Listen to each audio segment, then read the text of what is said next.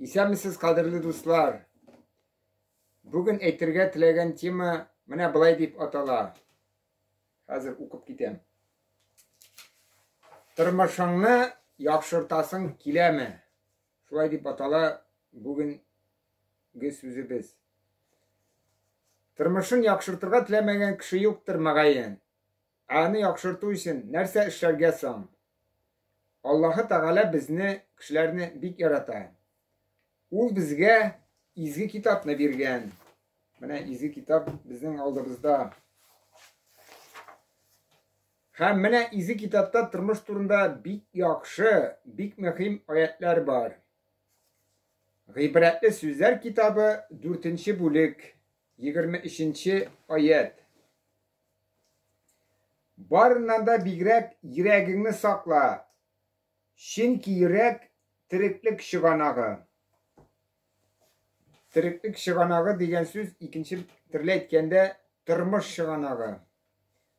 Димәк, тормыш чыганагы булып йөрәк тора. Әгәр мин тормышымны яхшыртасым килә икән, миңа йөрәгемне үзгәртергә кирәк. Кайбер кеше тормышын әйбәт якка үзгәртү өчен әйләнә-тирәдәге кешеләрнең үзгәрүен тели.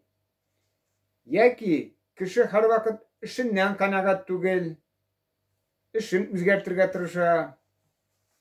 Кайберәүләргә кайда гына яшәсәләр дә яшәгән урын ошамый. Әгәр йөрәктә проблема булса, мин әйләнә-тирәдәге кешеләрне үзгәртергә тырышып карарга мөмкинмен. Әмма тормышым аннан гына җиңеләймәячәк. Йөрәкне, ягъни икенче төрле әйткәндә, характерны үзгәртсәң, тормыш үзгәрәчәк, җиңеләячәк.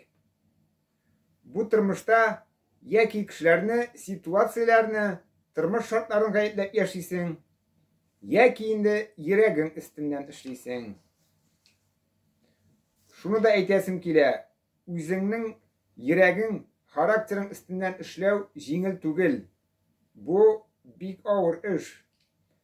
Кешенең үзен тотышы, сөйләшүе, гамәлләре аның йөрәгенең нинди булуыннан тора. Менә шундый гыйбрәтле хикәя ишеткәнем бар. Бер ир кеше үзенә яшәр өчен йорт эзли икән. Бер авылга килгәч, анда капка төбендә утыручы бер зирак картны очраткан. Теге ир-ат шул карттан сорый икән. Бу авылда нинди кешеләр яши, бабай? Белмисезме дип? Усал кешеләрме, әллә рәхимле кешеләрме? Карт теге яшь ир-аттан сораган. Син элек яшәгән урында нинди кешеләр яши иде соң дип. Теге ир-ат булай дип җавап биргән. О, анда усал, ялганчы, саран, начар кешеләр яши иде дип. Зирак карт әйткән. Монда да син усал, саран, начар кешеләрне очратырсың дип. Күп тә узмаган, бу авылга тагын бер шундый ир-ат йорт эзләп килгән. Ул да шул картны очратып, авыл кешеләре турында кызыксынган. Карттан сораган. Әйтегезче, бабай, бу авылда нинди кешеләр яши дип. Карт бу егеткә дә тагын шул ук сорауны биргән. Син яшәгән урында нинди кешеләр яши иде соң дип. Теге ир-ат җавап биргән. О, мин яшәгән урында бик рәхимле, бик юмарт, бик яхшы кешеләр яши иде шул дип. Карт елмаеп. Син, улым, бу авылда да рәхимле, юмарт, яхшы кешеләрне очратырсың дигән. Инҗил китабында Гайса коткаручы әйткән менә шундый сүзләр бар.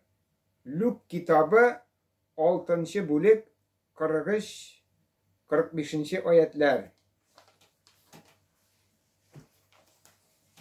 Изге китаптан укып китәм.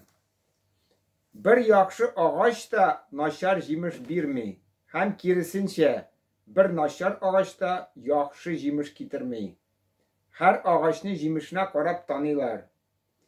Күгән куагыннан инҗир, әчәнечкеле агачтан йөзем җыймыйлар.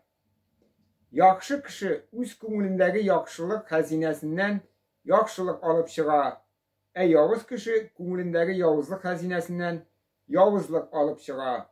Чөнки кешенең күңеленнән нәрсә ташый, аның телендә дә шул була. Йөрәкләребез, характерыбыз өстеннән эшләргә Ходайның мәрхәмәте булсын. Алла ярдәм итсен тормышларыбызны яхшы якка үзгәртергә. Һәрберебезгә дә күп итеп Алладан мәрхәмәт телим. Амин.